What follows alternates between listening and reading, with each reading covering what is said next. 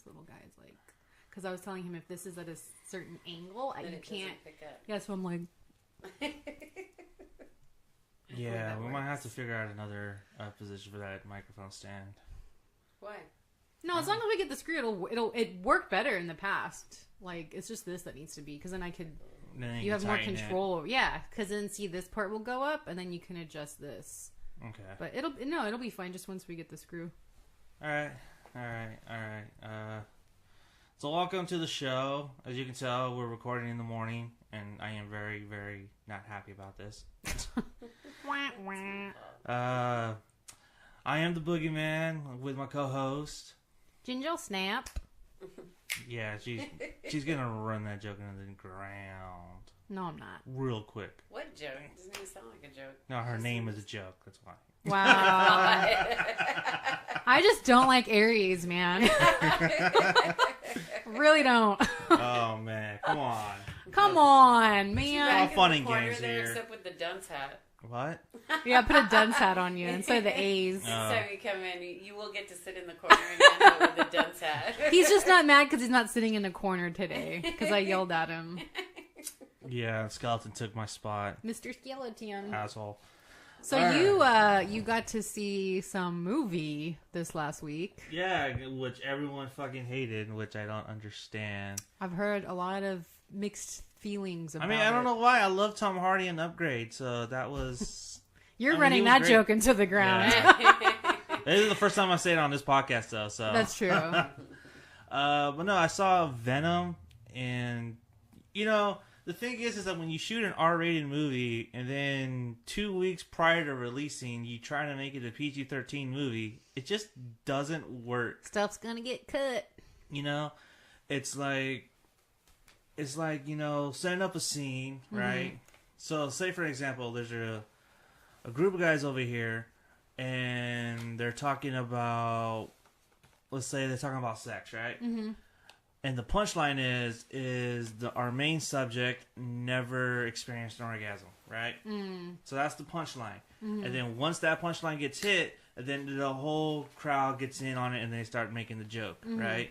But you take that same exact scene and then you cut that punchline out. Yeah. But then you have a close-up shot of him feeling uncomfortable, and then you have everyone making virgin jokes around him.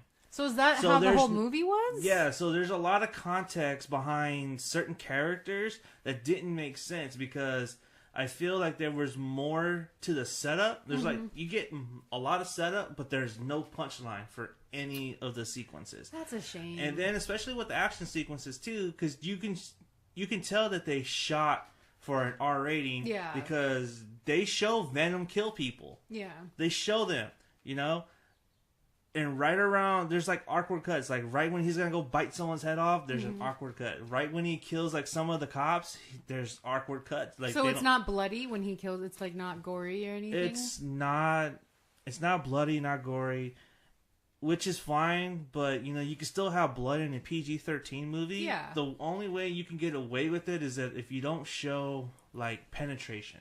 Right. So there's ways to trick it. Yeah. Yeah, so if you shoot around it, so if, say for instance, the knife is going in, mm-hmm. you can't see the knife going in, but as long as you can make the contact and cut right when that's pretty much it. But a lot of people are coming down on this movie saying that it is CATWOMAN bad. It is not CATWOMAN bad. It is not Daredevil bad. This is an average movie.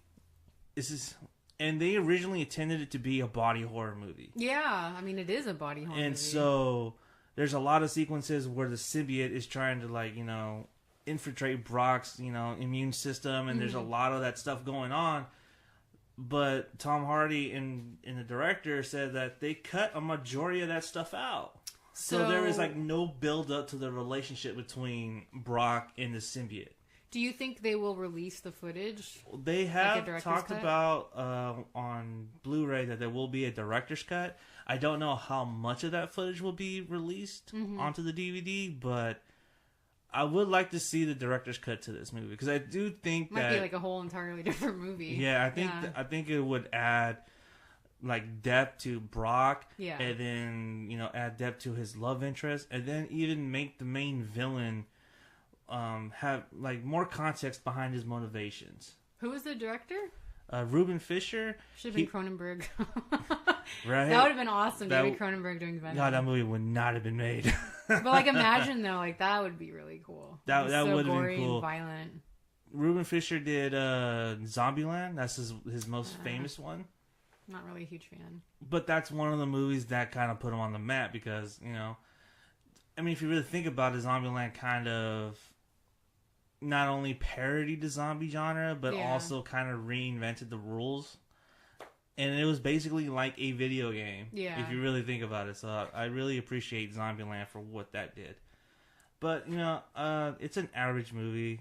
So it wasn't horrible then? It wasn't horrible. Because I've been hearing mixed things. Like, people are like, why is everyone giving so much hate? It wasn't that bad. Like, I actually enjoyed it. And this was fun. I think a lot of people hate it because there was no Spidey. That's the thing, yeah. Because but they knew that going into the trailer, though. Yeah, I know, and that's the thing. And I argue with some of my friends about it. It's like, well, there's no Spider-Man, blah, blah, blah. Yeah. Like, okay, well, one, that's a licensing issue. Two, they're supposed to be in different universes, but with Sony being in bed with the MCU, they're trying to reel Spidey as like, hey, we can actually rebrand Spidey under our banner, but using their brand. They've done way too many Spider-Mans. Like, way too freaking many. And then wait in a short amount of time, too. Yeah. That's not good. It's just too much. Sorry. Like, next. Same with Batman, though, too. Well, but see, Batman, I think what the reason with Batman is because you had Batman and Robin. Yeah. And let's be honest, that kind of killed Batman for a while. Yeah. Christian Bale is the one that, like, brought it out. Yeah, with Batman Begins and The Dark Knight. Mm-hmm. Which I do want to have a conversation about that and the Dark Knight effect on superhero movies, because I think that's an interesting conversation to have. For sure. But yeah, I think this Venom is a really good movie. It's not an awesome movie. It's not a great movie. It's not the movie that it should have been. But it is a fun movie. And I found myself fucking laughing. Was he good at comedy? Because Hardy's not really known for comedy. Yeah, he was pretty funny. Really? I found myself laughing my ass off during this whole movie. Was he buff in this? Not as buff. He's so fine. Sorry, he's not as buff as he was as Bane. Yeah, he was huge. And then what was it? Bronson? Was it Bronson? Yeah, he wasn't in Bronson. He wasn't that big. Shame. Which is kind of a shame too, because when you think of Eddie Brock is he's a big guy. He's a big meathead. You know what I mean? Yeah. And the casting of Tom Hardy is an interesting choice. But I can see why they went with Tom Hardy. Yeah. Because he's someone that goes for it. Who would have been another good Venom, though? Just like, do you have anybody on the top of your head that would have been a good choice? Good question. No, honestly, I don't. So you're satisfied with Hardy? I'm a big Tom Hardy fan, Me too. and I actually like Tom Hardy's Bane, even though a lot of people that I know don't like. I did too. They really messed up the sound on that because he sounded like Yoda, and you couldn't really hear.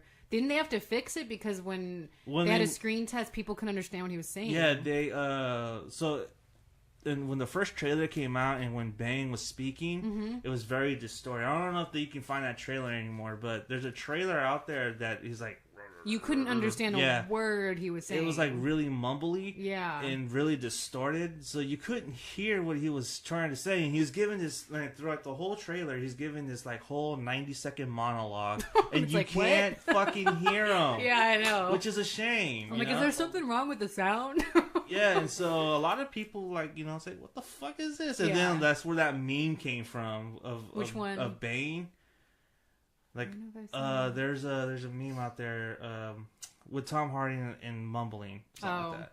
Mumblecore. And so they readjusted that, I think a month, but they had time before the release, so they fixed that in post months before the release. It still wasn't. The sound still wasn't great because I could barely understand him on certain scenes. I could understand him. I don't know. I just think it's probably his British accent.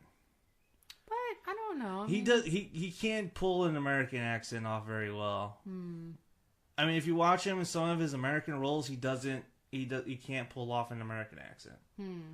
But no, I think he did a good job as Bane. Yeah, no, I think I think he was the right fit for Bane. I agree.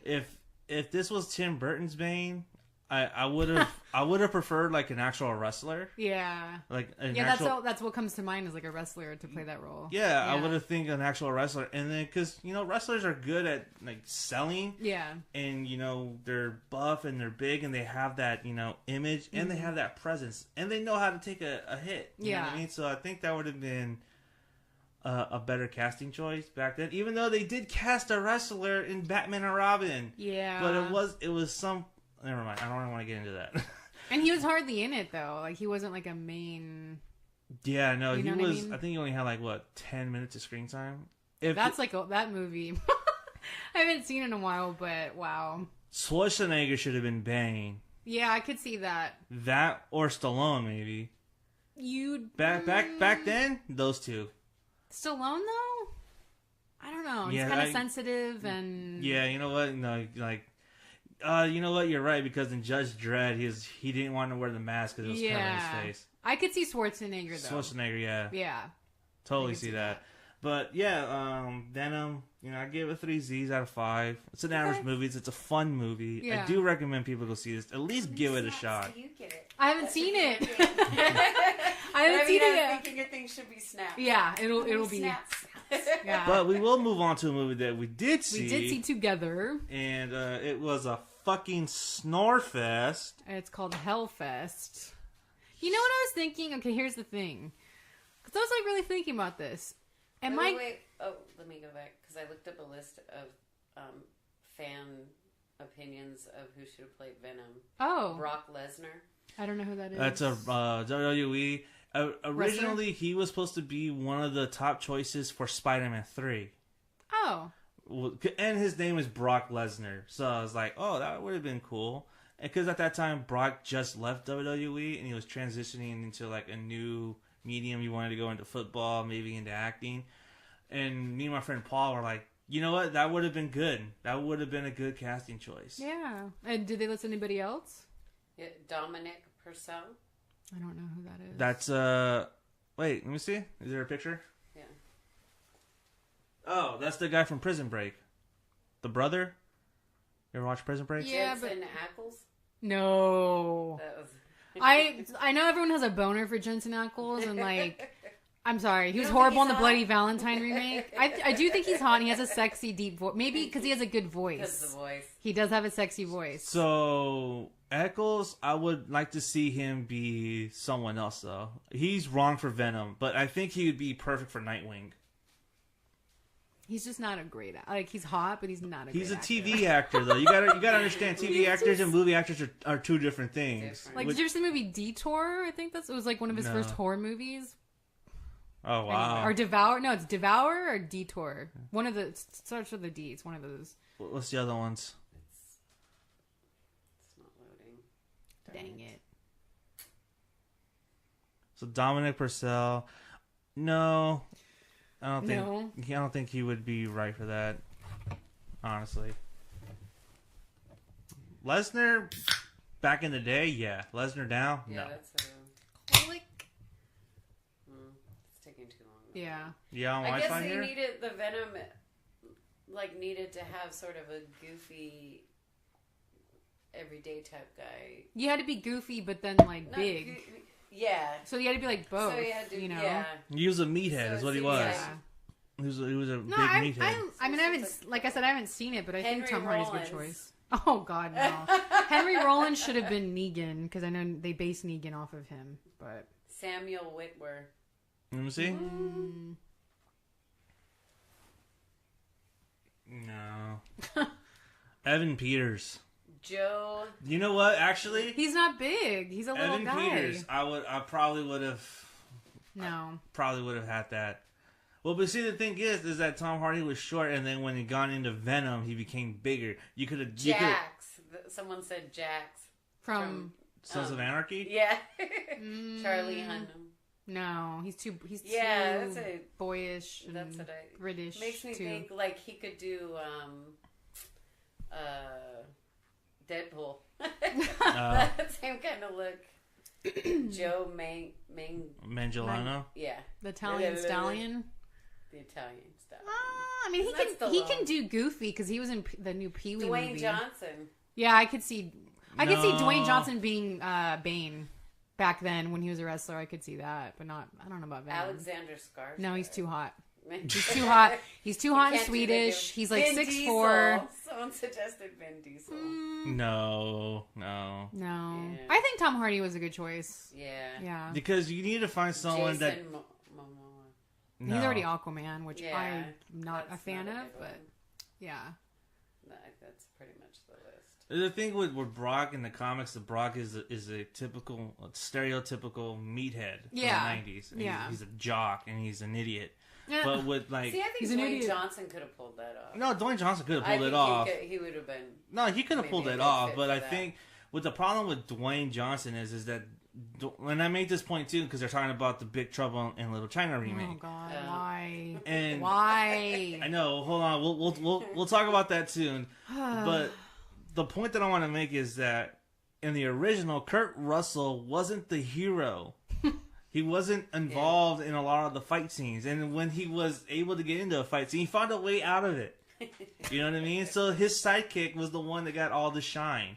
That's true. The problem is that, Kurt Russell was Kurt Russell back then. You know what I mean? He was at his peak. Yeah. And so I feel like with Dwayne Johnson, he's just way too big. That's the thing. Yeah, I think he's too way big too for it. big. Yeah. And I think because he can't be like a Jack Burton type character.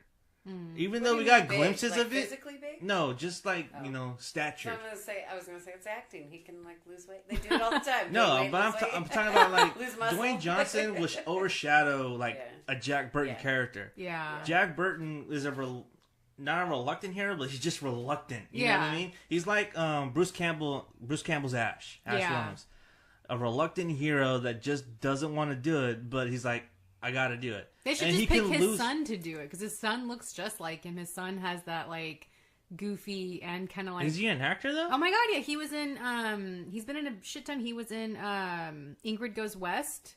He was in. He was. He was the boyfriend of Elizabeth Olsen, or the husband of Elizabeth Olsen. Oh, that's him. That's his, and they look alike. He has that like persona. He was in. God, what was the Channing Tatum and Jonah Hill? 21 Jump Street? He was in that. The second one, I think, as like the I friend. didn't see the second one. He's been in a bunch. He's in that new movie with the zombies and the war. Or I don't know what that... They just showed the trailer in Hellfest. It's like they do experiments. I think it takes place like back in the day. Wait, what? They play AC/DC. Overlord. He's an Overlord. So like they should just pick him. Because he has like... He could do both, I think. What is that blonde... WWF or sorry, what ignorance? The blonde wrestler. He was in the comedy, doing the butt chug. Oh, John Cena. Yeah, what about him? Dun, dun, dun. Everyone hates him, but what about I him? think he's funny in Trainwreck. Did you see Trainwreck? He was funny in Trainwreck. Yeah, I think he could pull off a Venom character. No, I think you know what? Actually, yeah, John Cena as Venom. Plus, you have the crossover appeal. He's got the meathead, and he seems kind of goofy. Yeah, kind of goofy thing. Yeah, and he is someone that could totally lose himself in a role. Yeah, that's true. You know what I mean? So, as much shit as people want to give John Cena, I'll be honest. Another beer butt check. I'll be honest. Without John Cena, WWE would not have gotten what they have gotten. That's true. And that's a fucking fact. Him and his ex. I don't think they're getting married anymore. But like his Nikki ex, Bella, yeah. Yeah, she like made wrestling for women popular too. No, she didn't. No, because they had the show. No. The Bellas. I will Total fucking Bellas. argue with anyone about that. I'm not saying I'm not saying she's good. I'm just saying. I'm not saying you are, but I'm saying the reality show brought like a lot of women interested in that. No. Have you seen it? Yeah, I watched a couple episodes. It doesn't make me think like, oh yeah. Like, okay. But there's like a lot of women fans of it. Yeah, because they're fans of the show. They're not fans of the product. That's the point. You know what I mean? Like, when you have actual women wrestlers wrestling, going out there every single fucking night, wrestling for 20 minutes and putting on a good, decent match, and have everyone stand ovation and say, fight forever, and chant that throughout the whole entire match, To me, that just means that women's wrestling is on another level. Triggered, everybody. Liberal triggered. No, I'm just kidding. No, I'm kidding. I'm kidding. I hate when people say that the Bellas. I'm just saying they that. I didn't say they revolutionized. I'm just saying they got a reality show, so they have a lot of new fans. That's all I'm saying. But I'm saying though, they did not revolutionize wrestling, and I'll argue with anyone about that. I didn't say they revolutionized. You did. I'll go back and rewind the tape. I said they brought a lot of people, because of the reality show. So did he, because he was on that with her. I think you heard revolutionize when reality was what was said. Yeah, I said reality TV. I'll go back and listen to it. I'm pretty sure you fucking said revolutionized wrestling. Anyways, you want to talk about Hellfest? All right, never mind. See, don't talk wrestling with me because I'm gonna like. All right, never mind. Whatever. Hellfest, boring. That's Hellfest. It. Move on. Moving on. Really? You don't want to talk about it? I just was feeling like, am I getting too old for teen slasher films? I don't know, because I put myself in the mindset, because I know they're college students, but I just think I'm getting too old, because I feel like if I saw this in middle school, I probably would have liked it more. You know what I mean? I agree. I just think my mentality, because the conversations they had were just, how many dick jokes are you gonna say? How many sexual reference jokes are you gonna do? It's just a continuous. That's my conversation with the producer every day. No, but you know what I mean? That's all that they were talking about. And, I liked the main girl. I think she's a good actress, and I liked her. But there was nothing to it. There was nothing really there. There were two good killings, though. I like. No, yeah, there were. There were two good killings, but the body count, it was low. The park was cool, though. That was cool. And his mask was really creepy too. I liked his mask, and I love. Spoiler alert. I love that you don't know who it is. Yeah, I did like that a lot. I like that. I like that too. They pulled off that, and the ending was a very good idea that they did not execute well. Yeah, I think that it fell really flat. But it was a really good idea for an ending. Yeah. That was a really good idea. Because it sets up But for some reason, the way it played out just didn't work. It didn't fit. Woo me or thrill me the way that I think the way that ending should have played out. It's just it's supposed to a sucker punch. It's holy shit, this is crazy. For some reason, it wasn't. Flat. Yeah. And I think the reason is because that the movie itself wasn't as brutal. Yeah. And because if you juxtapose it with the brutality of what he was doing in the theme park, juxtaposed to what his home life is, that would have been holy shit, this guy's a fucking monster. But then you realize, oh, he's also a man. He's a real human. Yeah. You know what I mean? He cares for people, and he's a daughter. I think that was the point. Well, but why did it fall flat? I mean, it just didn't I just work. said I think because you guys weren't into it either. I feel like if you were young and you're really into this movie, you'd be like, whoa, you know what I mean? Well, I think that what you were the characters lasted way too. I know I leaned over to Rudy in the first few minutes, and I'm like, I already hate all of them. Yeah, I can't wait for them to die. Especially and they lasted way too long. Yeah, they did. The dialogue was so repetitive. Yeah, that's what I'm saying. And with sex jokes, that you didn't get any attachment to them, and they lasted way too long. Yeah, and they should have killed her friend. I'm sorry, they should have fucking killed her, because that would have left her more emotional.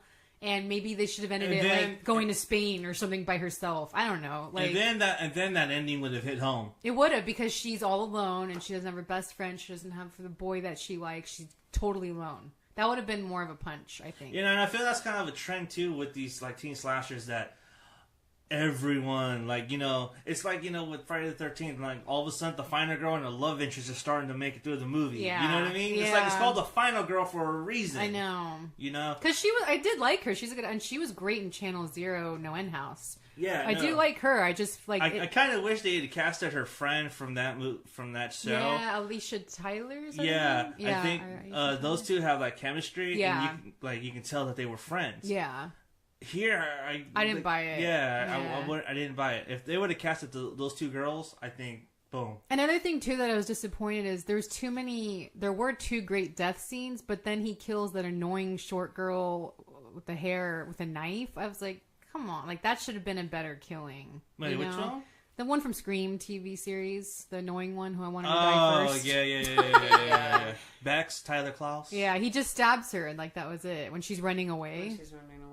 There wasn't like she really should have gotten a good death. I feel I wanted more ride deaths. Like if there was a ride, wanted more themed deaths. But like you got to watch the Funhouse because that's like the original, terror in the Funhouse park. But yeah, I mean, I didn't think it was like horror. It wasn't the worst movie I've seen. I just feel like I'm too old. Like I think I would have liked this a lot better if I was younger. No, I think I agree with you. Yeah. And, I'm kind of harking back to what Mick Garris was saying on his podcast. He said that American horror cinema is all about teenagers and about young people.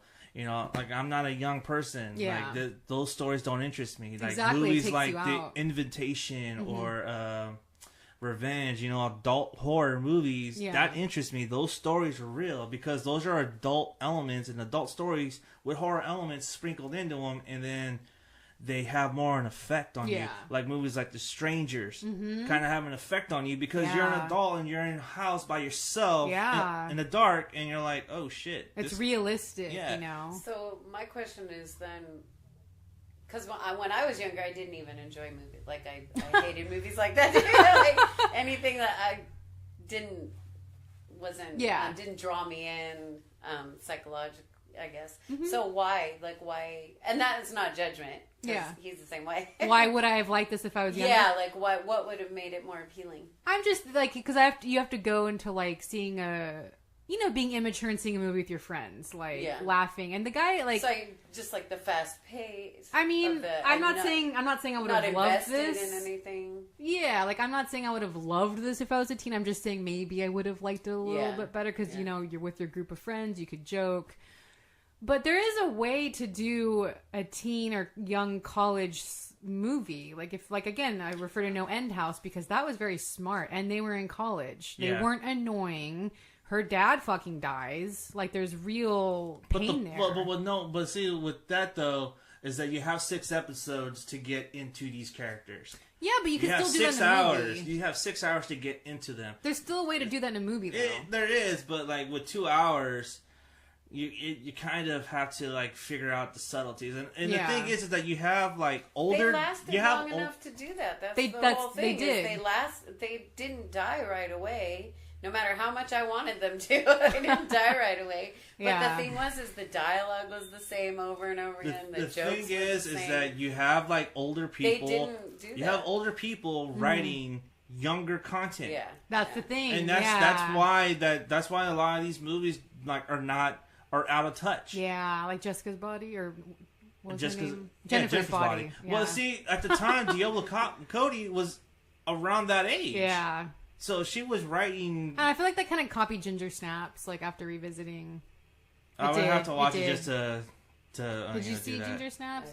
We haven't seen it yet, so... Well, so good. It is on the queue, though, so... Yeah. But you'll see what I mean, though, because, like, the dialogue between them... Even when Wes Craven did his last movie, My Soul to Take... I didn't care for that.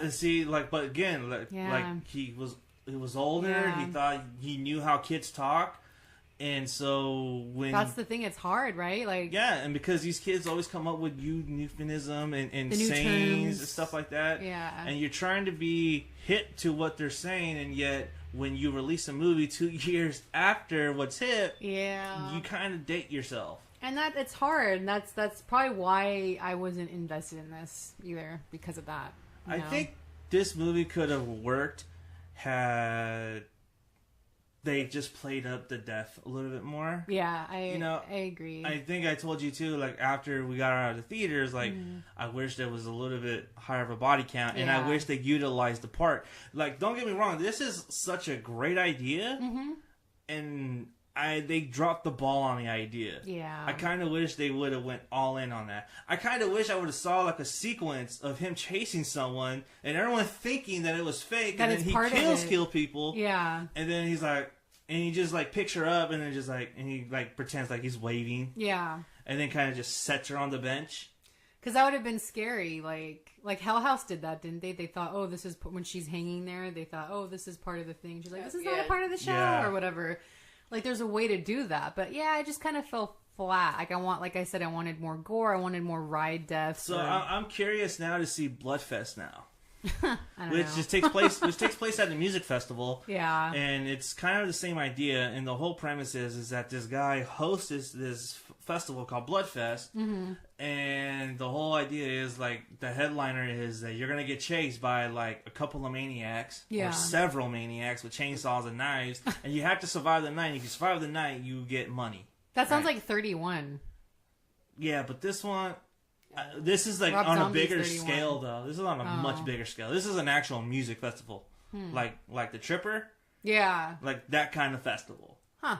And so like they douse everyone in blood, and then they start chasing people through the woods and stuff, and then people start figuring out like, oh shit, this is real. Isn't there another one called like Extremity?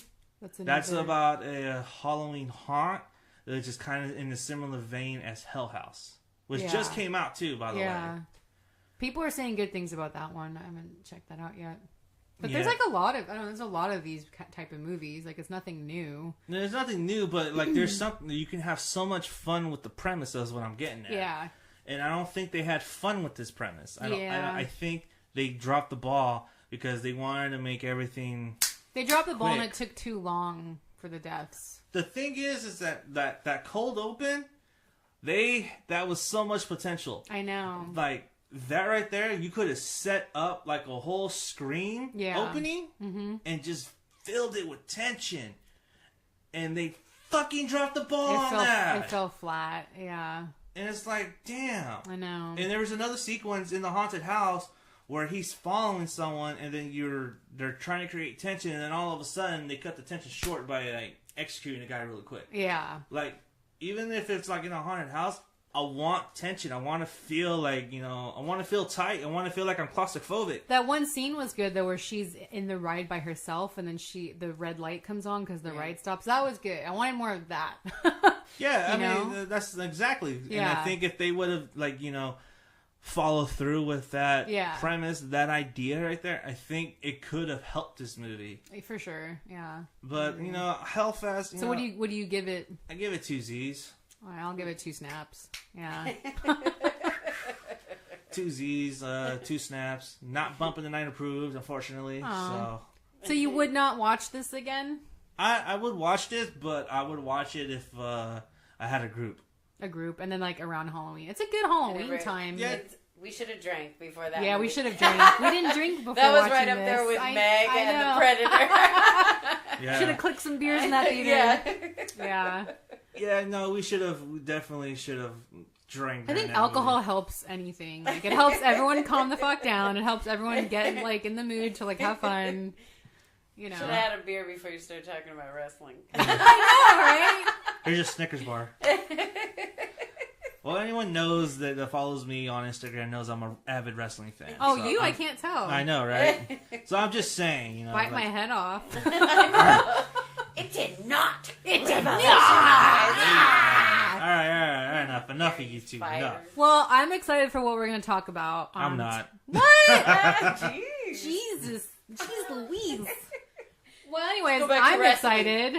I could go on, but today we're going to talk about horror movies that really left an impact on us and scared us as kids, and maybe into like teens. I don't know how far you went with your age.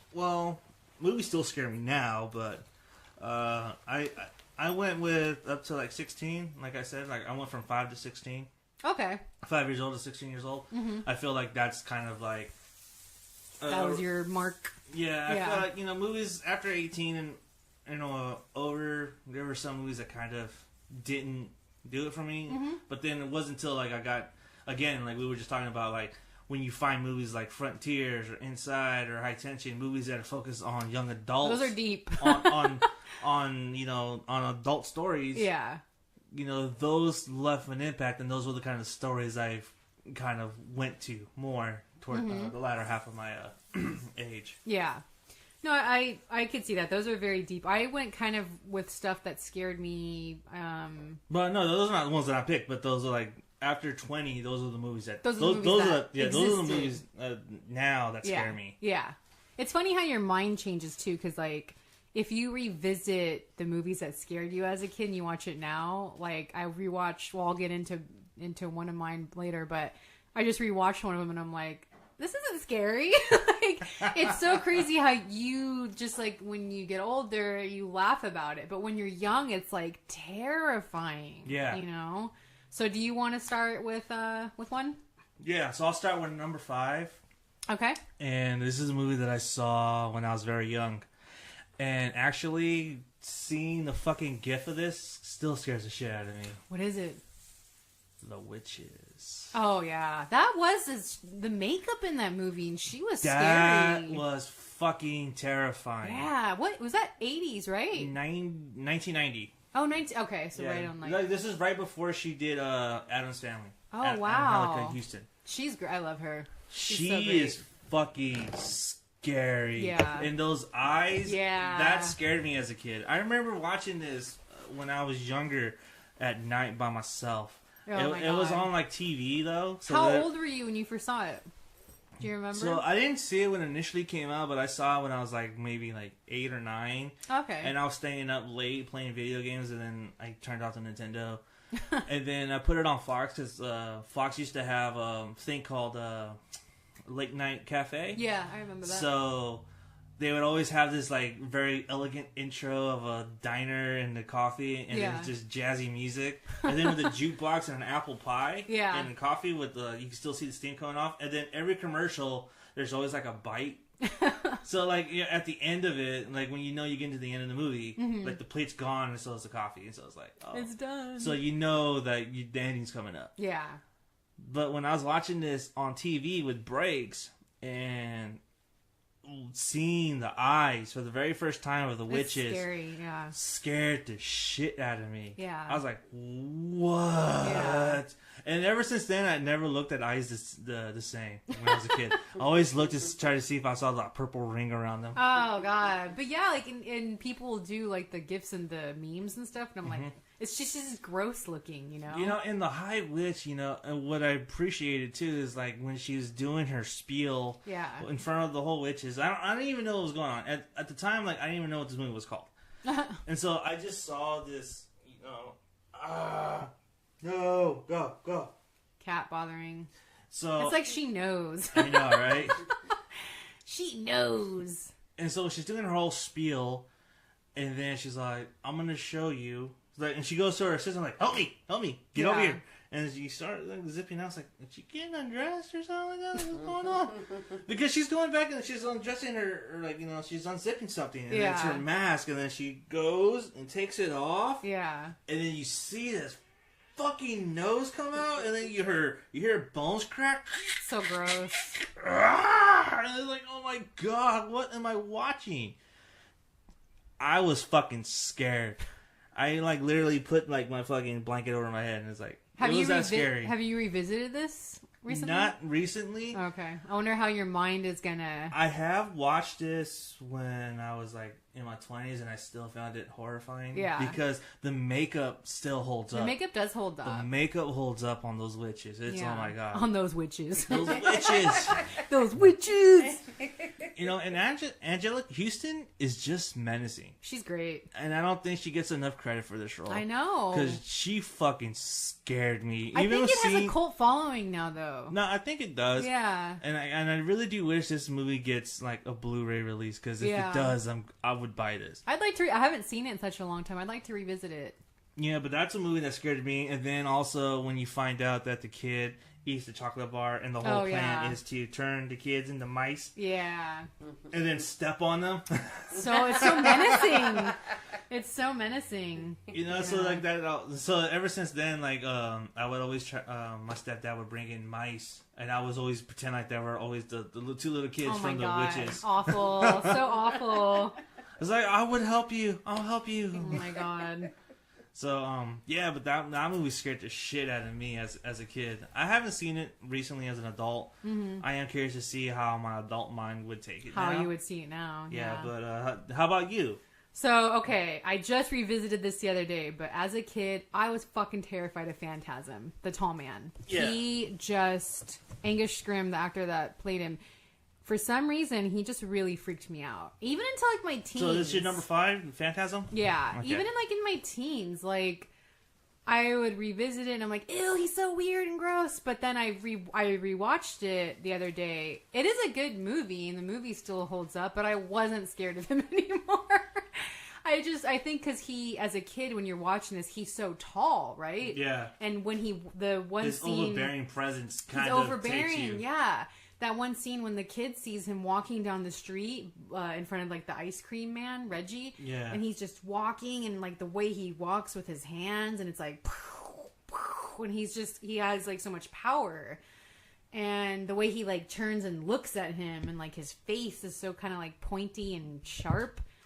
And then when you hear him go, boy, you know, it's just very, I have a cat on you right now. She just loves you. He's just very, I don't know, he's very dominating in this role. And I just was really, really terrified of him as a kid. And in the sequels, too. You know, I recently visited 2 and 3 on Shudder.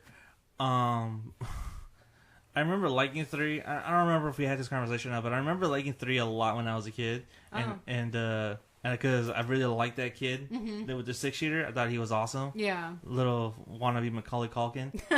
And so I recently rewatched it and I was like, this is not... You don't like it anymore? No, I don't know why. You know, again, it's just interesting, like, you know, how your mind works. Yeah. Because watching it as a teenager, I'm like, this is fucking badass. Yeah. This is cool.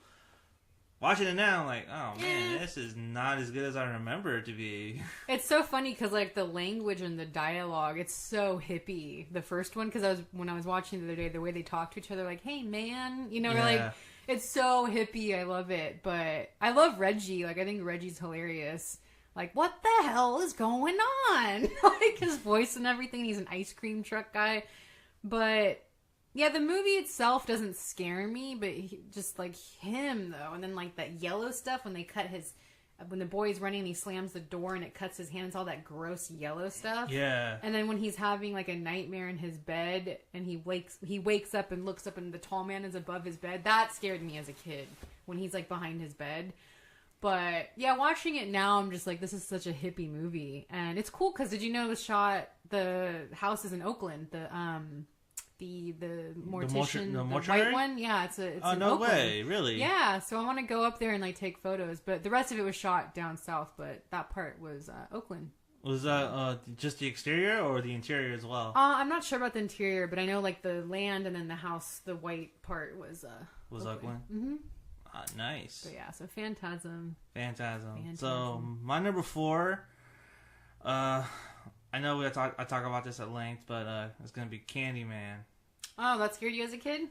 Was it because of the urban legend too? Well, I hadn't heard about the urban legend prior to seeing this. Okay. So when I first saw this, I was watching it with my parents. I wasn't supposed to be watching it.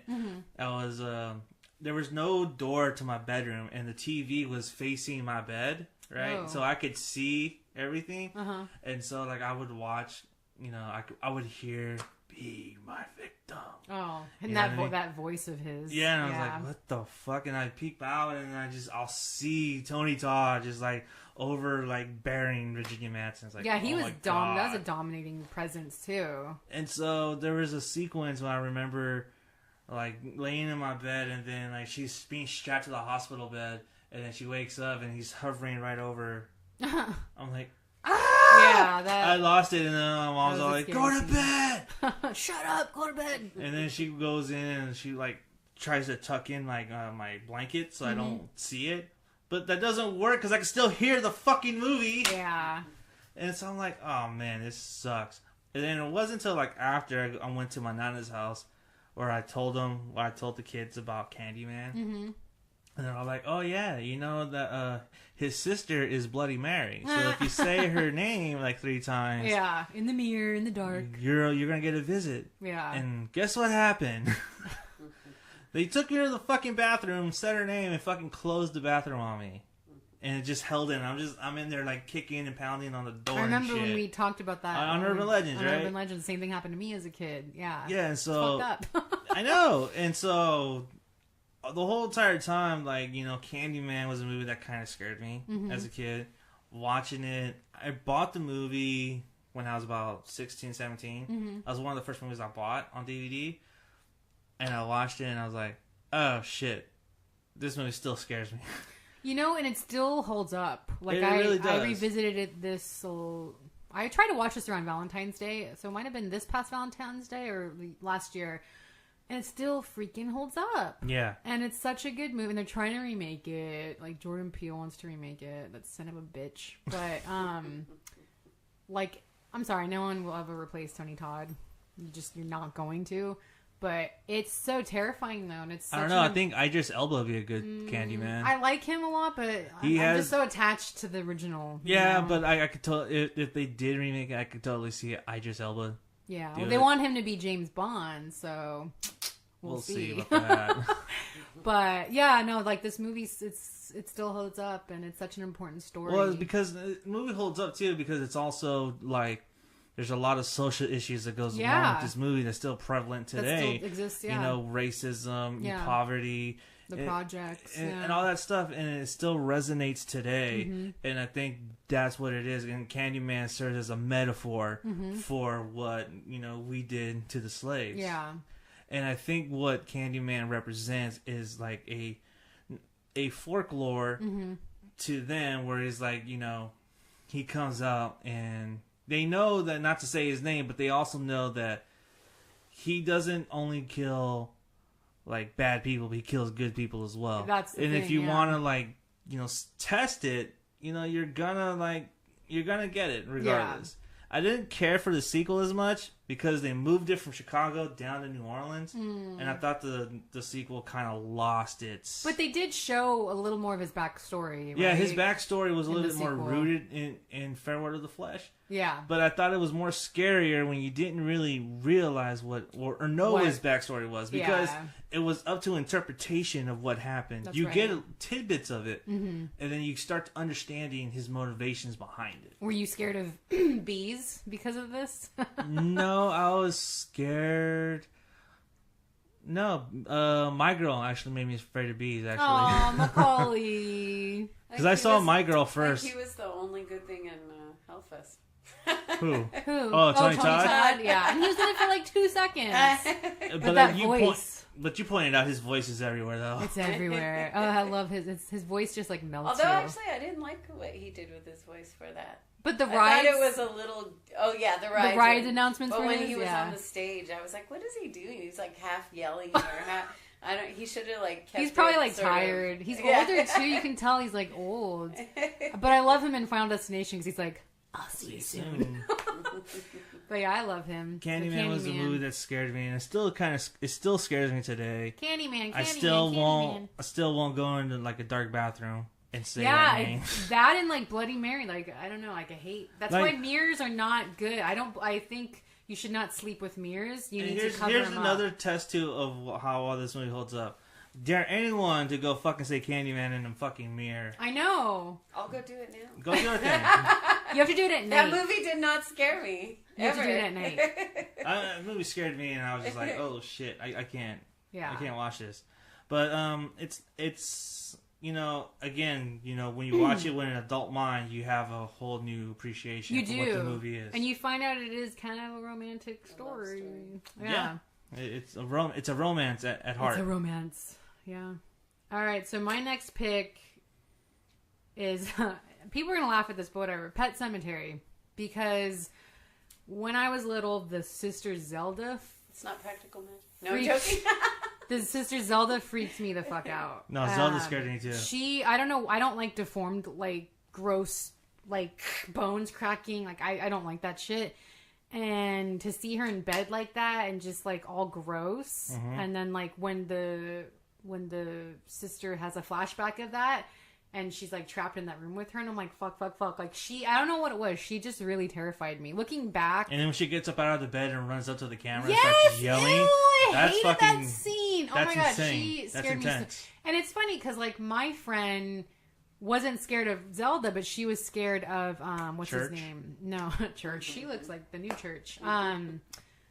The bicyclist guy. What was his name in the movie? I always forget his name. God damn it! I know what you're talking about. She was scared of him because of the blood gash and stuff. Yeah.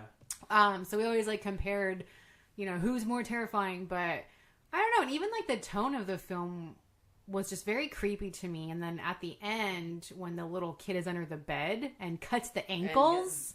Cut the Achilles. Or like that part freaked that movie me out. Didn't scare me, but I was just like, I'm like, I never want my feet by a bed. Pascal. What was it? Pascal. Victor Pascal. Victor, yeah. She was scared of Victor. But yeah, like, I don't know, like, the movie is just such a heavy tone, you know? And even, like, I haven't revisited in a while. I rewatched the second one recently. Doesn't hold up as well. Doesn't? I don't know, like, it's such a heavy movie, though. It is, but it's kind of clunky though if you watch it. Yeah. You watch it now, it doesn't hold up as well. Zelda still holds up. She still freaks me out. Like, fuck that, you know? Yeah, I thought the makeup was kind of, like, I was watching it and I'm like, the makeup looks weird. But that to me, when it's not perfect, that to me is creepier. Like, if you look at Evil Dead, like, their makeup, See, I thought, to me, that Evil Dead, that was good. Yeah, but that's what I'm saying. Like, I'm comparing the makeup. When it's not done perfectly polished and it's kind of chunky and gross, that scares me more, actually. I think to me, it looked like makeup to me. That's what Zelda's did? Yeah. Yeah. Or I'm going to have to look at it. I haven't seen it, but she just freaks. She's so gross and freaks me out. But I saw the trailer for the new one. I'm not a fan of that actor, but what actor? The main Jason. guy. I'm just not a fan of him. His face bothers me. Jason Clarke? Yeah, it's like his face. But he's an everyday man though, so I think you would need someone like that.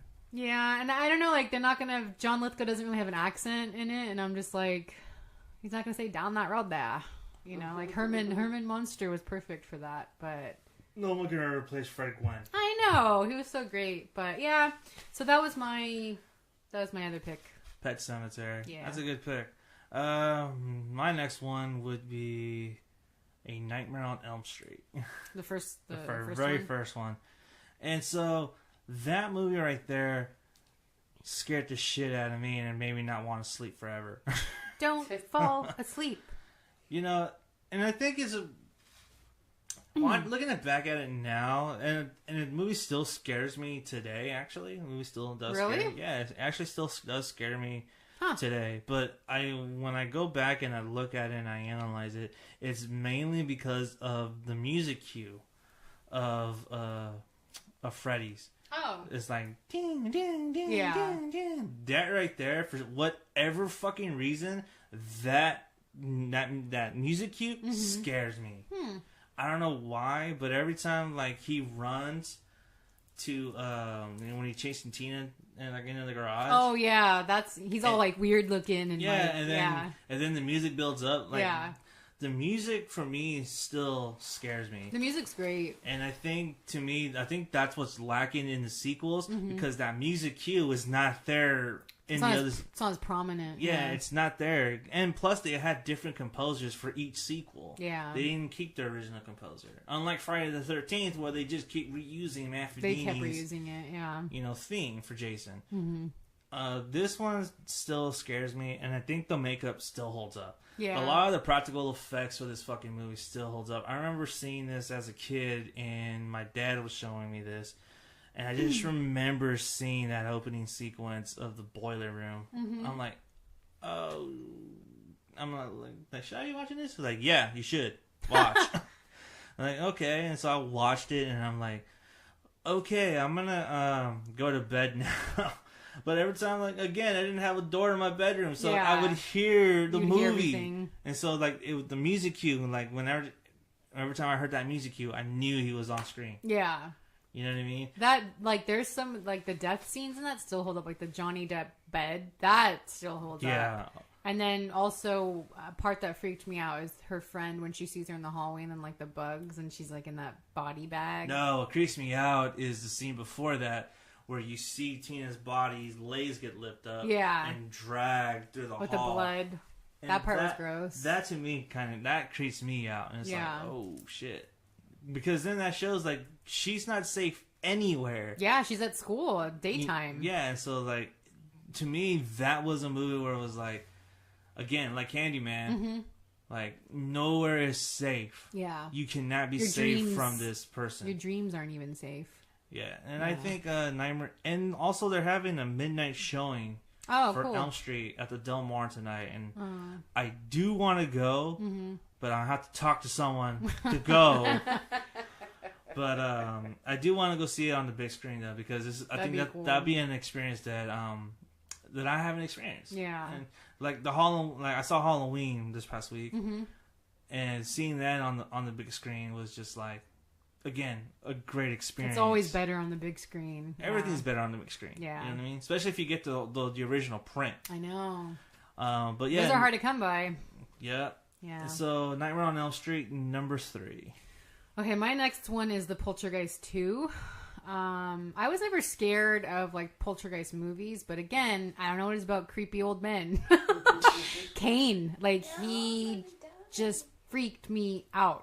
That scene, and it's daytime. This is a daytime scene. It's not a nighttime scene where he comes strolling down her neighborhood, and then the best scene in that. It's like sunny, but then it starts to like rain, and then he like has his little Amish looking outfit on, and he goes up to the door, and then he's like just so menacing in that scene. And his teeth. He just looks like a skeleton. He looks like a living skeleton. He looks like a skeleton, and I read because he was dying actually, like he had cancer or something, but.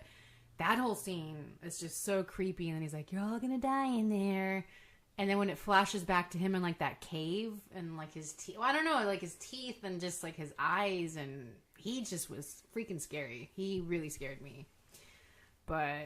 And then I was like, "Oh my god!" And then when I would play outside, I'm like, "Is he gonna come down my street and knock on the door?" Now you're looking at people with suits and hats. Yeah, and like, oh shit! Right? Any Amish people here? But yeah, like so he just like I don't know, he freaked me out. I haven't watched the whole movie in its entirety in a long time, but I have seen like clips in here, and it's a good movie. Like, it still holds up, I think, you know? I haven't seen Poltergeist 2 in a very long time. Last time I saw it was like in the 90s on TV. Oh, wow. And so that's a long time. I have not seen it since then.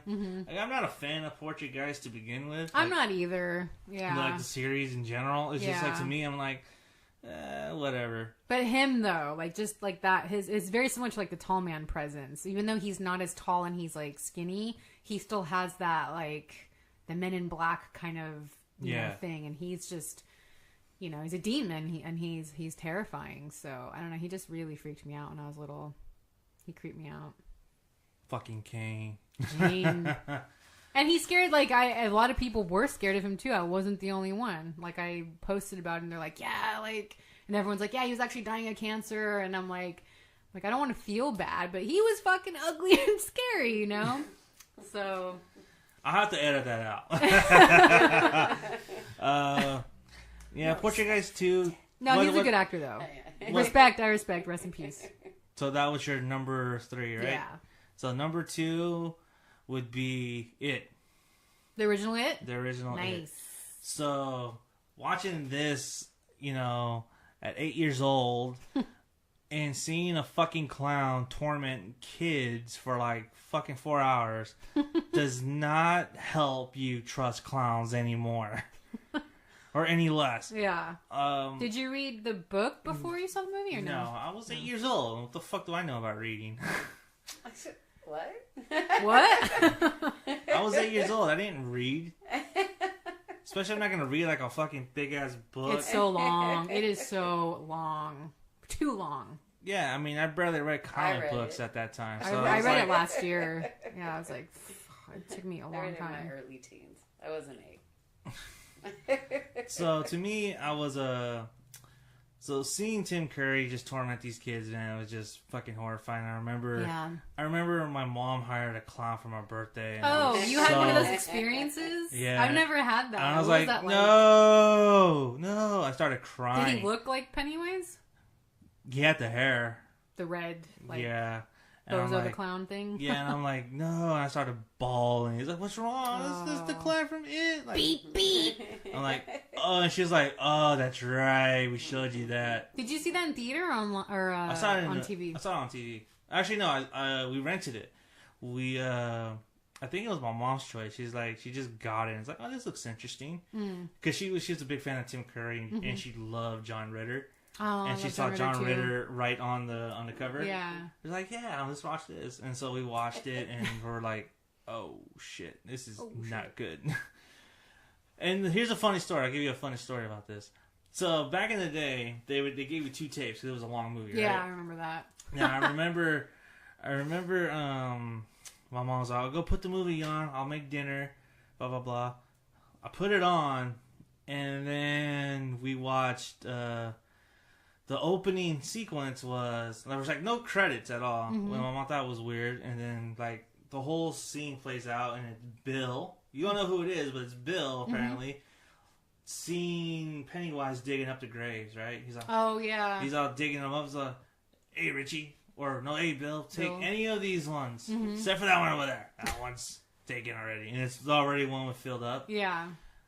And then we got to the end of the movie, and the end of the movie is like them like beating this fucking. Don't even get me started on the spider, whatever. Yeah. And then we watched the first tape. She's like. And she looked at me like, Johnny, did you put on the wrong fucking tape? Oh my god! Wait, so you guys watched that's the second part, right? Yeah, we watched the second part first, and then we went to the part 1. It's like, oh my god, Johnny, what the fuck? I keep forgetting this is a TV movie. Yeah, it's a TV movie. Yeah, but you could rent it, and they did show it in theaters at some point, like a special screening. But yeah, like it was it TNT? No, what did they show this ABC. on? Oh, it was ABC. Okay. It was ABC. But which is funny because it's always airing on Lifetime. Yeah, because I think of the abuse of the girl. Yeah. Yeah. I always saw it on like TNT. I was never scared of him. I always thought he was funny, but I feel like I'm like one of the only people that likes the original more than the new one. I just think the new one was too polished. I'm sorry. Tim Curry scared the shit out of me, and just seeing clowns after a while. A lot of people got fear of clowns after this. You know, and there's this whole thing too that, you know, like Tim Curry scared like a generation of kids off clowns. Oh yeah. Because clowns after that kind of like their business kind of dwindled because no one wanted to like hire clowns because kids were scared of them. They were legitimately scared.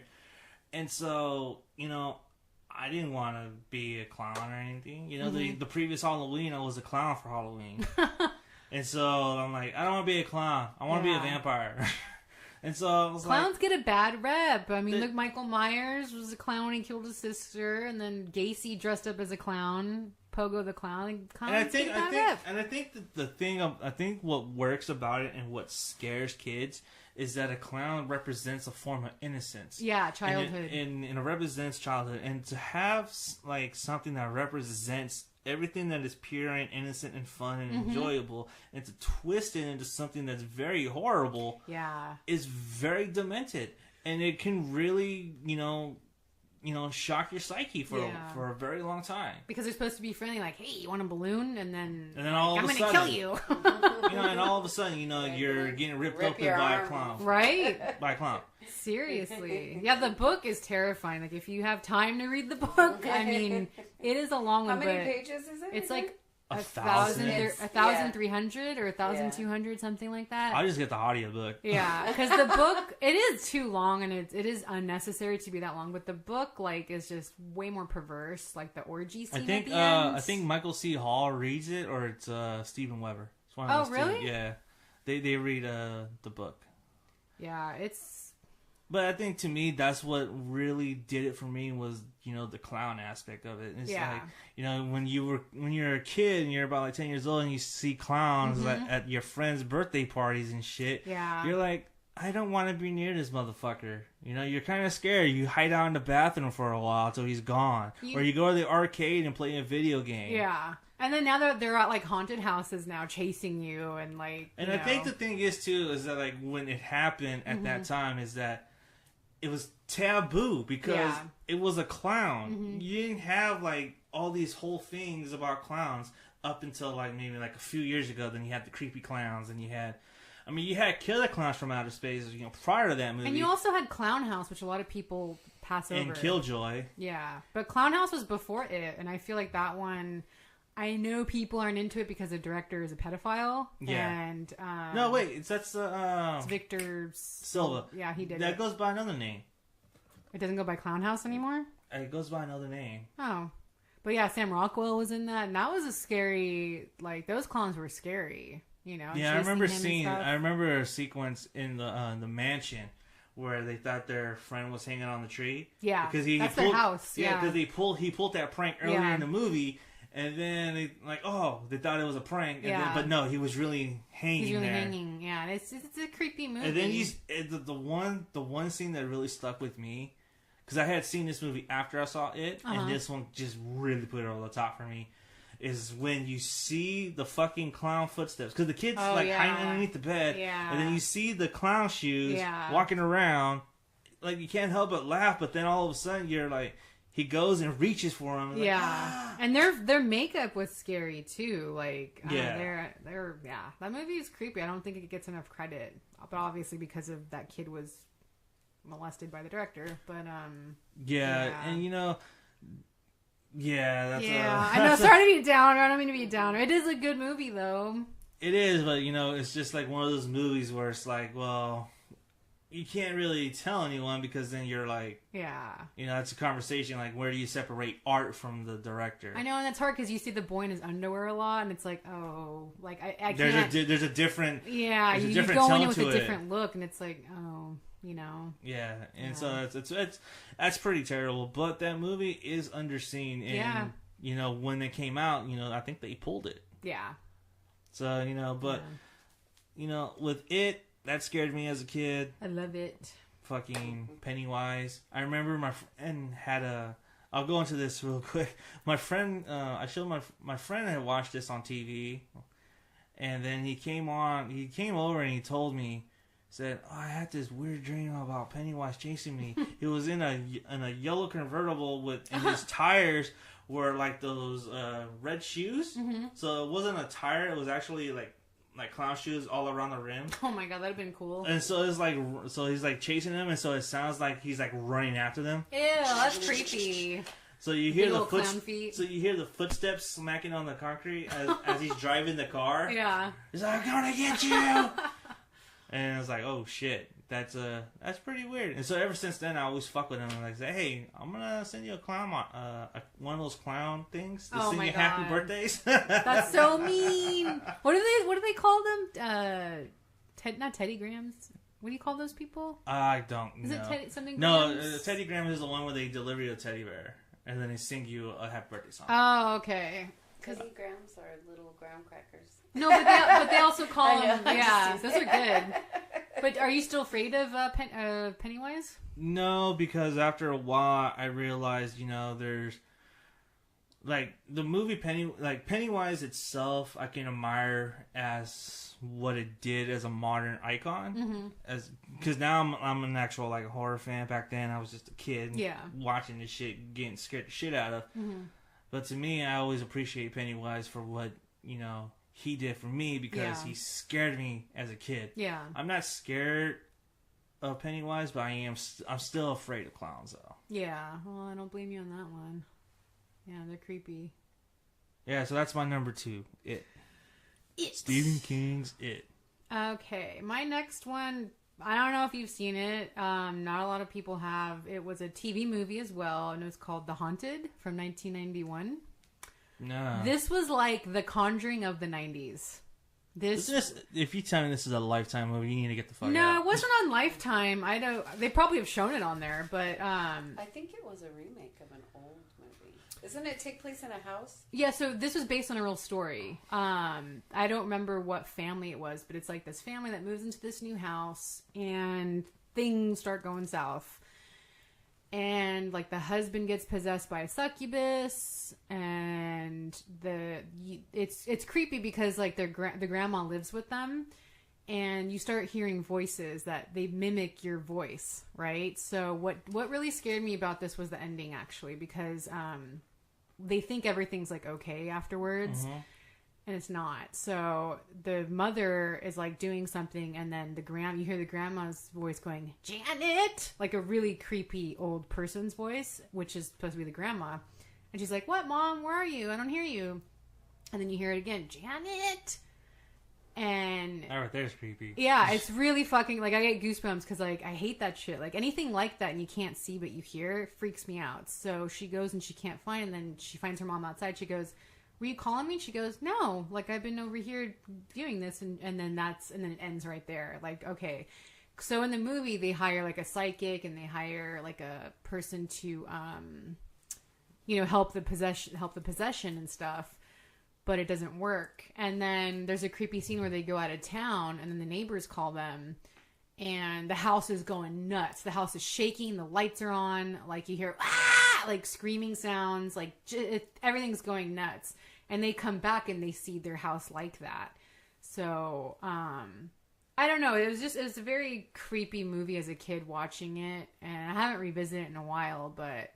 This was like the original Conjuring, like same exact thing. And I don't know what family it was based on, but I know it was based on a true story. But you could probably find it on YouTube or somewhere online. Yeah, it's made for TV. I don't know what network it was on, but... Usually when they're made for TV, they're really hard to find. It says this is based on a book, The Haunted of One Family's Nightmare. Oh, guess who it's by? Who? Ed and Lorraine Warren. Oh, there you go. That's probably why. What if The Conjuring is actually a remake of The Haunted? It probably is. Says the Samari family move into their new home on Chase Street, only to find that it's plagued with 3 spirits and a demon. The demon wants to destroy their family and constantly desperate to find the Warren family to get rid of them. It's creepy too because you'll see. George Wallace is in here. You'll see like a black mass, and it like follows them, and it's I don't know, like it's the graphics are probably cheesy now, but as a kid watching that, I'm like, oh, I don't like this. Fox. It was on Fox. Oh, it was on Fox. Yeah. Okay. Yeah. So. I kind of remember watching that. Yeah, it's a good movie. I remember Fox at one point they were showing some fire TV movies for a minute. Yeah. You know what I mean? But yeah, that would freak me out, especially the voice, like them mimicking the voices and you thinking it's like your family and it's not. Like that really scared me. Directed by Robert Mandel. Oh, you also did School Ties. Oh, I like that movie. FX. Let's see. Touch and Go. Did a documentary on Def Leppard. Perfect Witness. And that's pretty much it. But yeah, I'm gonna have to check this one out. Yeah. Like I said, I haven't revisited it in a while, but... Ed and Lorraine Warren, that's trouble right there already. Yeah, I know. So yeah, The Conjuring, that's interesting. It might be a remake then. I don't know. It's really similar. They're not like in a country house though. Like I know The Conjuring, they kind of live down in the country. This one they had like neighbors and stuff, but I don't know. This movie is actually on YouTube right now. Oh, there you go. I don't know how good quality it is, but... Well, it's probably bad quality. Fuzzy. It's definitely going to be fuzzy, but yeah, you should check it out. Yeah, most definitely. All right, what is your next pick? So this one I'm going to switch it up. I'm going to go to my teenage years. So I was 15. And this is when I got my very first horror lesson. Texas Chainsaw Massacre. Which one? The original? The original, yeah. Nice. I mean, I was 15 and there was no such thing as a remake. Oh. So, I saw this one. I had not heard of Leatherface at all prior to that point. Mm-hmm. Only ones I knew of were Freddy, Jason, and Myers. That was it. Mm-hmm. And so I watched this at my friend's house. So I'm going to give you the story. So my friend recently got a membership at a local video store. He was happy. Nice. He was 18. He could finally rent rated R movies. So the very first movies he rented were Faces of Death and God. Texas Chainsaw Massacre. Wow. Back when they actually had, because I remember they pulled Faces of Death from video stores. Yeah, like Ultimate Video, they had all those video nasties there. Nice. Which is why we always love going to Ultimate Video. And so he rented that. And he's like, Johnny, I want to show you something. Come over. I was like, all right. So I went over. And he showed me, I want to show you this crazy ass movie. It's called Texas Chainsaw Massacre. Nice. It's like, okay. He puts it on, and I'm like, what the fuck? And to set up the scene, it is around this time, at this time of day, with the sun up. Yeah. Blinds open, so there's light, right? Mm-hmm. And I'm watching it during the day, and then right at the time, like, they go up to the house, and the girl finds the hook or whatever. Mm-hmm.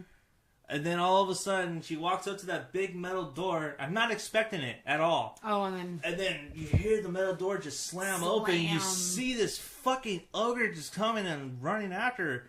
And she runs out the door and grabs her. Yeah. I shit you not. I did not stay. As soon as he slammed the fucking metal door open, I ran out the door. Wow, I ran really? to my house. Yeah. Wow. And I did not come back for like hours. So you didn't finish it the first time? I didn't finish it watching because I was scared. I was like, oh my god. At 15? I was 15. Wow. I was scared. I was like, what the fuck is this? Like, no. Yeah. Because the way they pictured it was an actual human being. Yeah. You know what I mean? Yeah. Because I was more used to like something that's supernatural, right, or something that's not human. Right. They made Leatherface into a man. Yeah. And I think that's what got me the most. And it's in daytime too, which wasn't like a popular thing in horror movies to see. Yeah, that. And the thing that movie doesn't get enough credit for is that it made daytime feel scary. Yeah.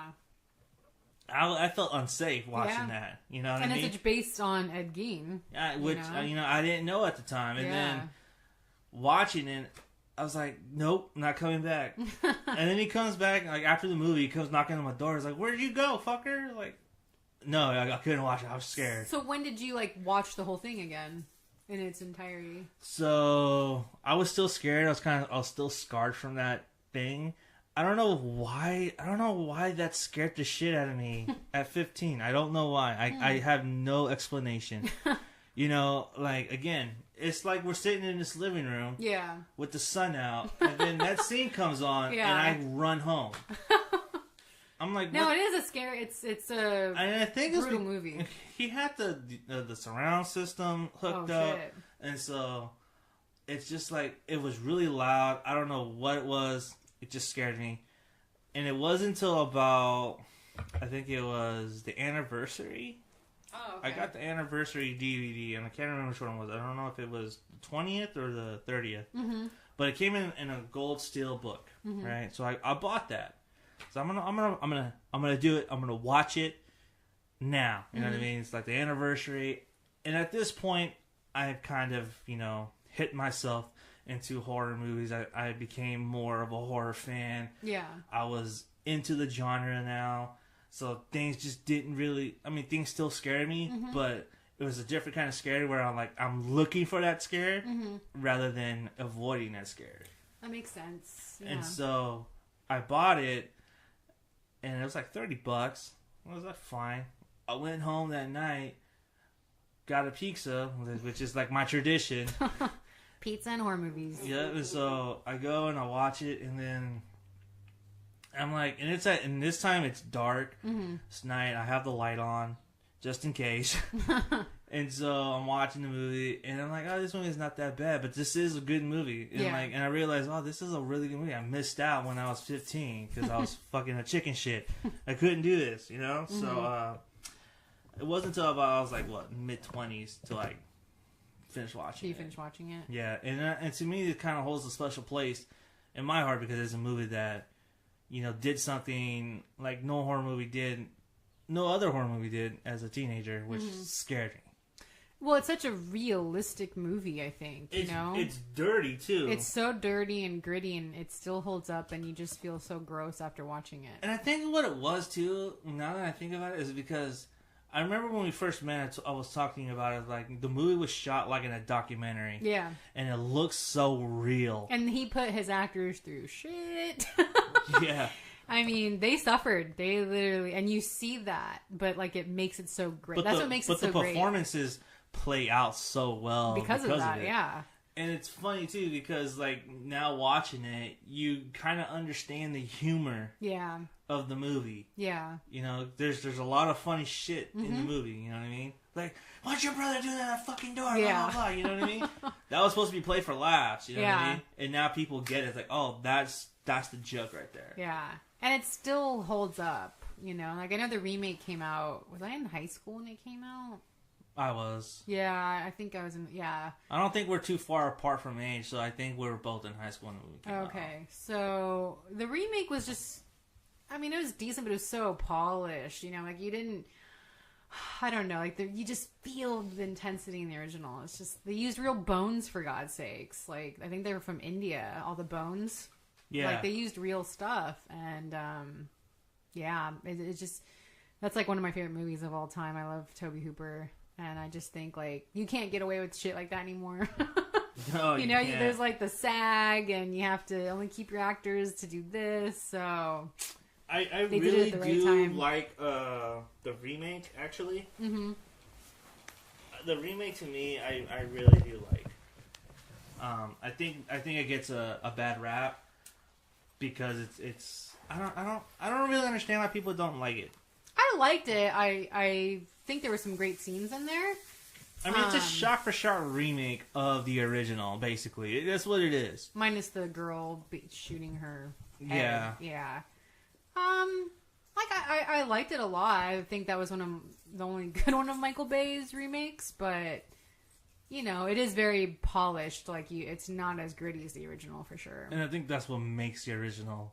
like so special, because of the way it's filmed, and it's dirty. It feels unsafe. It's so gritty, You know, so to me, Texas Chainsaw Massacre is one of those movies where it's kind of like, you know, they always say that horror fans in particular say that's like a rite of passage. Oh, for sure. You know, that's a movie that you gotta watch. And even the sound, like the camera thing, like just the sound effects and.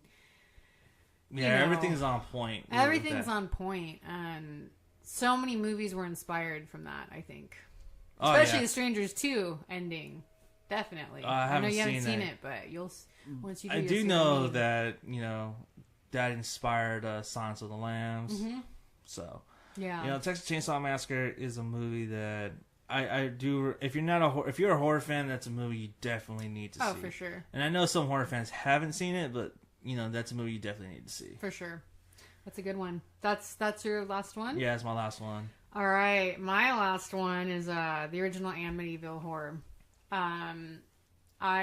This was always on TV when I was younger, and so I'd always watch it. And once again, it's a house possession movie, but I think why I was scared is because I found out I'm related to the real people. I think that had like an impact. When did you find that? My mom told me probably like when I was like around 10 or 9. And did you see the movie? I saw it before, but then it was always on like every year. Mm-hmm. So, but then after hearing that and like all the weird shit, I'm like, whoa. Like what happened to the family afterwards is actually tragic, more tragic than the movie.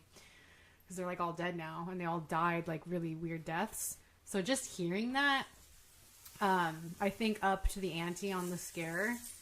But the movie itself is terrifying. You hear like when you see the priest go in and try to like bless the home, and then you hear "get out," like that part freaked me out. And you're talking about The Exorcist, the Amityville Horror. Oh, Amityville. Mm-hmm. So just hearing that and everything, and the blood and the possession that happened to George and stuff, like. I don't know. I heard some things like, like, oh, he was into the dark arts. Like, that's what attracted it.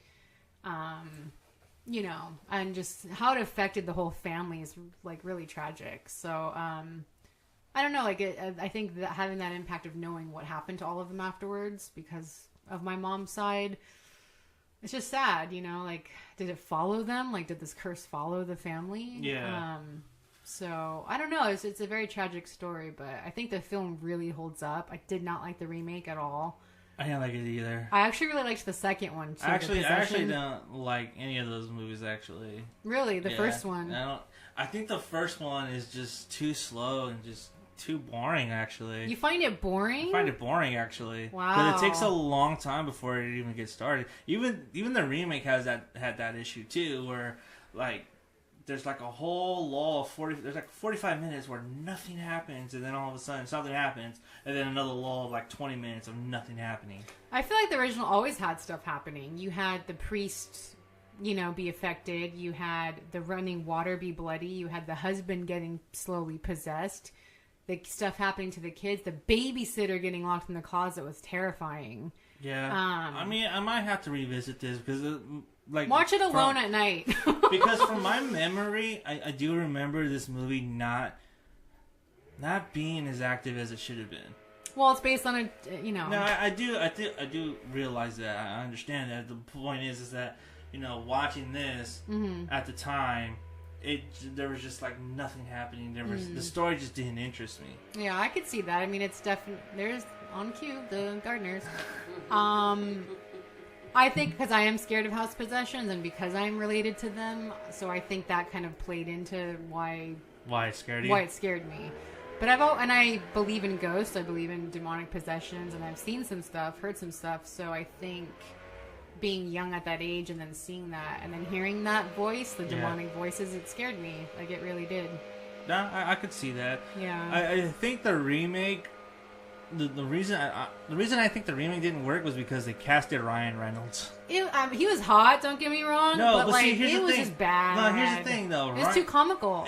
Ryan Reynolds, like, he's too attractive to play George. But he was too comical, Josh too. Brolin, he's like a rough, gritty man. Yeah. He's an everyday man. And he looked Ryan a lot like Reynolds George. is not that. No, he's a good-looking guy. Even though he tried to have the beard and all that, he was... Yeah, he was just so wrong for that role. But he did have good shirtless scenes. Yeah, but the movie, I'm guessing that's why you liked it.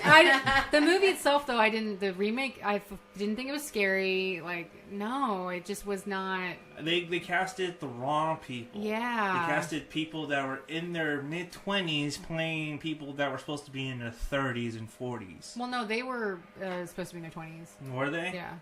Because Josh Brolin and Margot Kidder weren't. Margot Kidder's what, late 20s when she did that? Was she? I think so, yeah. She was great in that movie. I really liked her in the movie. But yeah, I don't know. Like, I still won't watch that at night by myself. I'm more scared of, like, that type of stuff than, like, slashers is my favorite, but I'm more scared of, like, real possession and things you can't see than, like, a killer killing people. Yeah, because at least with that, you know how to fight. Yeah, that's the thing. Or how to get away from it. Right. Like with a curse or a ghost, a poltergeist. Yeah. There's really not a way out. No, you're fucked. You know what I mean? Once it attaches to you, then you're donezo. And they did so many sequels. I think, the only sequel I liked was the second one because it was so Which weird. was the one with Meg Ryan? Meg Ryan? No, wait. There's a star in one of those sequels. Was it Meg Ryan or someone else? Oh, was she supposed to be like a friend? Yeah. Yeah, I think that's the second or third one. Second or third? Yeah. Might have been the third. I'm trying. Yeah, I think I remember you talking about this. Have you seen the second one? I haven't seen the second Oh one. my god, it's like incest. It's so weird. So, like, it's another family that moves into the house, and the brother slowly gets possessed. Mm-hmm. And he's hot too, but, like, he slowly gets possessed, and he starts checking out his sister. And then, like, I don't know, weird things go on, and the dad becomes abusive and, like, beats the shit out of his kids and beats the wife. So the whole family is just being, like, torn apart. Bitch, get me dinner. Right? That's how he is to her. And then, like, the mirrors drop, and then the crucifixes turn. I saw that. Yeah, but the whole brother-sister thing, oh, man. That's weird. It is so weird. It's a good movie, though. I really liked the second one. But the sequel is, like... I mean, there's even a sequel where there's a lamp that's haunted. Like, they just took it out of control. They did so many... There's a new one that, like, just got shelved. Like, that's not... It actually came out. Did it come out in theaters? No, that movie was never coming out in theaters. It was supposed to, though. But it was Harvey Weinstein, right? So yeah, he was not gonna put that in theaters, regardless if that was his movie. But it's like those new Hellraiser movies. There's no way there was that new Hellraiser movie. But there's been like 3 in the last year, well, like the last 2 years. They make them because they want to hang on to the rights. That's why they're making them. All I know is it tore that side of the family apart. Everyone like started fighting and dying, and like I know one of them is writing a book right now, and there's just a lot of drama going on. But yeah, I don't know. It's a tragedy for sure. Yeah, damn, you're just a fucking downer today. I'm not a downer. I'm saying stuff that scared me as a kid. Jesus Christ. All right, bonus. You have a bonus one? Actually, let me rephrase. Do you have one that scares you now? Have you ever Did you ever see The Entity? Yeah, that one made an impression. The rape. They remade that too. Did they really? Yeah. The original was scary. Movie. The original was good. And then the music, then it's like, bah, when he's like raping her, it's like, yeah. bah, bah, bah. It's like, and what that the ending fuck? where they trap him in the... oh, that's right. They actually trap the ghost. Oh, God. Yeah, and it's based on a true story. It is. That freaked me out when I was younger. Yeah, that one made an impression on me. Yeah. One now, nothing really... Nothing scared you I'm now? hard to please now. I don't know. Nothing scares me now, no. Really? Yeah. Like, you haven't seen the movie in the past 10 years? I'm so let down with horror right now. No, because everything's a remake. Nothing's original. Like, nothing shocks me anymore because I've seen it all. I can't think of anything, in all honesty, that scares me anymore. I don't know. No, we're gonna have to I have to think. that. Yeah, I have to think. People got to do better films, man. For me, that one, I saw that when I was really young on accident. Yeah, that's a really terrifying and that's movie. one of the few ones. I don't get scared that easy, but that's one of the few ones that... And still now when I see it, it holds up. It's a little creepy. That's a movie I didn't see until I was an adult. Oh, really? Yeah, I didn't see that movie. That's like my mom. It my came mom's on scariest TV late movie. at night. I was staying the night at a friend's house, and I fell asleep on the couch and woke up, and it was on. And so I'm like, I want to watch this, and man, I regretted that. I was pretty young. I think the scene that terrifies me is when she's stabbing herself with the cross and the blood in her like head churns. And she's like, "Fuck me, fuck me." Do you know what she did? Your what does it say? Your whoring daughter or your something like that? Your whoring mother. So gross. That was good. And then Evil Dead, that one scared That scared you? I was young, and I saw it in the theater. I was at a birthday party, and the parents decided to take us to see it.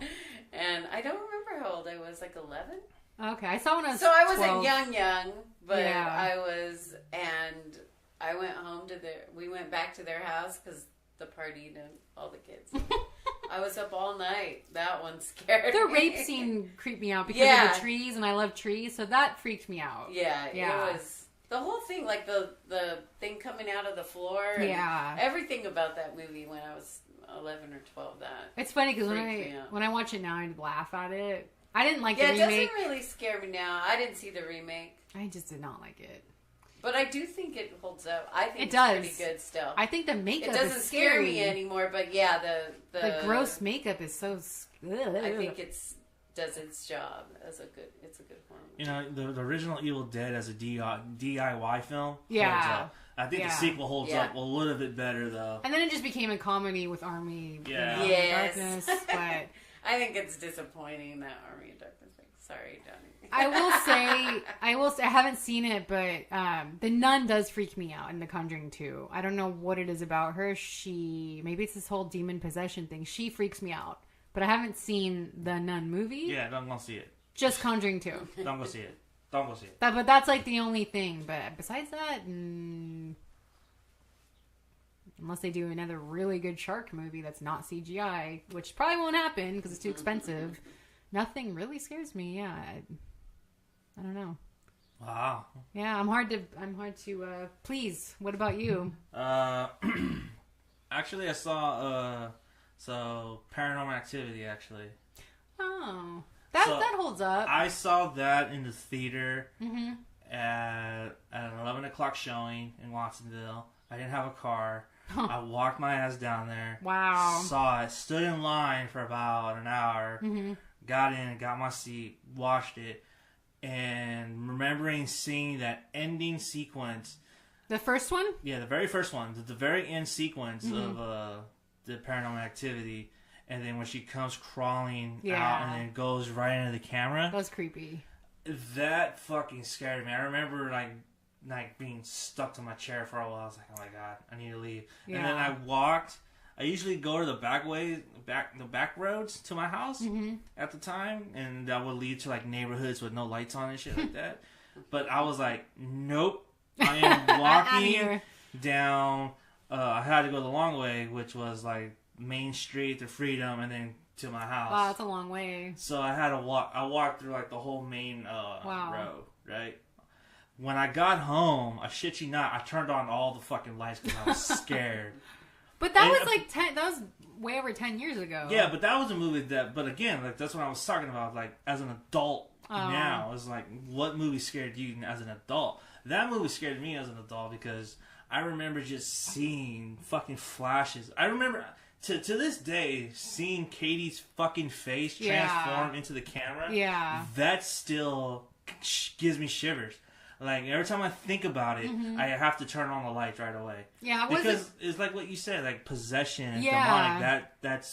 That is creepy. That's scary because you don't know how to defeat it or how to beat it. And you can't see it all the time. Yeah, it's not there. So, I remember just like, I left all the doors open. Except for the main door, obviously. I left my bedroom door open. I left the bathroom door open. I even opened up my closet. Wow. Because I was just that scared and just like, oh my God. Because at the time, I felt like my house was haunted. I felt like my apartment was haunted because there was something always off about it. Yeah. And which so that adds probably to why even more. Yeah, and so I'm just like, oh my God. Like, and then my mom comes home. She gets home like around 4 in the morning and starts yelling at me. Like, why are the fucking lights on? Oh my God. So I saw a scary movie. Motherfuckers, seriously? You better give me some money for this. Give me some money. And then she turned off all the lights and then like, alright, just leave my door open, please. And then she didn't do that. She closed the door. Oh my God. Did you sleep with the lights on? No, I didn't. I actually turned on the TV really quick and I was just like, okay, just watch some TV. It was I remember it was a creepy movie and the sequels were creepy too. The second one I actually liked the second one a lot. Yeah. You know, but see, that was a movie as an adult that scares me. Now, today, like, things that do scare me are different things now. Now that I got, you know, quote-unquote a family now. Now when I see things involving families, that scares me more because then it puts me in that situation. It's like, fuck. Yeah. You know what I mean? So that to me, or like, I'm in a house now. And I watch a movie about home invasion. That's the thing too. When I'm home alone, I try not. And I'm so dumb because I watched the other night by myself. What's it called? He's Out There. Oh yeah, I saw you. I liked it. A lot of people are like, and then some. So the people that like The Strangers will like He's Out There. So I watched that and I was home alone. So I shouldn't do that. But did you watch it at night or during I did. the day? I watched it at night. Yeah. Yeah, it was a good movie. I hope they do a sequel. Is that on Prime? Shudder? No, I found it on like a really not. I think you can rent it, but it's like $7 to rent on Amazon. So I found like a knockoff site that I usually go to. I'm not going to say it, but so I watched on that and I liked it. I thought it was decent. But yeah, like the Strangers to me is scary. It's probably like I always say, this is my last favorite horror movie because it's so intense. But I'm not scared of it because I like the masks. Yeah. But what they do is really scary. But I just like, I'm trying to think. I would think probably there's a scene. I think it's in Insidious, or it might be Insidious 2, where it's the mom, or I think she's home alone or something. Like her kid is at school and she's like walking in the house, and then there's like that ghost woman, and then like her face changes. Oh, the bride. It's not the bride, it's the other one. There's like a mom ghost in it, and like her face just changes like really quick. Oh. I think she's in like the living room, and the house is so dark. And that's spooky too. Dark houses, like that's scary because like everything's so dark and shadowed. But that was a creep, like that creeped me out. But I would say like probably The Conjuring 2, like the nun. Just I don't know, like when she's in that hallway, I'm like ugh. But I can't think of anything else right now. You know, what scared us now is a lot different than what we're scared as kids. Yeah. And I think that's what with Hellfest too is like. That's the thing. Are we too old now for that? And I think that movie would have scared me more had they would have done it in plain sight, because then that would have been a little bit more scary and more intense. Like, holy shit, like that could really happen. You know? And I think they dropped the ball on that. Not to harken back to our previous conversation, but that's the point that I'm making, is that like, does that movie now scare young adults or teenagers. Yeah. Does that movie does its job? Does it really scare them? Because those are the ones that go to those haunt things. Like, and it's funny too because the guy behind is, I don't want to go to the Halloween haunt no more. Yeah. I was like, well, stay away from the corn maze then. It's funny now because too, like now as I'm getting older, I feel like I'm really afraid when I watch disaster movies, like End of the World, like, oh my God, the water's gone, like the food source. That kind of scares me too, because that can really happen. And like the way our world is right now, we're so overpopulated. Our water supply is not great. Like global warming is serious. It's a serious issue. And they're saying like, if we don't really change this in the next 10 years, we're done. So that does scare me because we're not guaranteed that. And like one little missile hits us or one thing just goes wrong, we are done. Yeah. So that's scary. And then also I think like certain like alien stuff is creepy. I take this back. The Fourth Kind did freak me out. Have you seen that? That's the one with Mila Jovovich? The alien abducted one? That did scare me. No, I didn't see that one. Okay, so I get that movie confused with Dark Skies. Oh, Dark Skies had Carrie Russell. Yeah, I get those two confused. That was a good... I actually really like Dark Skies. I can't remember which one was better, though. So I like Dark Skies because it introduced me to one of my new favorite bands, but The Fourth Kind, the aliens are really scary looking. And that abduction scene, so that did scare me. I remember Fire in the Sky scared me as a kid. Yeah. So I don't know. I think like aliens freak me out and like disaster worlds just because it's so real. Like that could really happen. Man, just living today scares me. Yeah, I know, right? You're not safe anywhere. And I don't know. It's a crazy world, man. Really crazy world. All right. Well, on that note, fucking downer. Hey, you asked. Yeah, I was talking about movies, not real life. Those aren't, but they are movies, though. My God. Everything's a movie. It's all a movie, Sid. We all gotta keep it happy. It's a happy place. Remember that. Happy. All right. Well, that's it. Those are our movies that scared us as kids, and what scares us in life now. I am the Boogeyman with my co-host, and I'm Ginger Snap, and our producer, Miss Moist. We are out. Bye. Stay scary. Bye. And Miss Moist. And you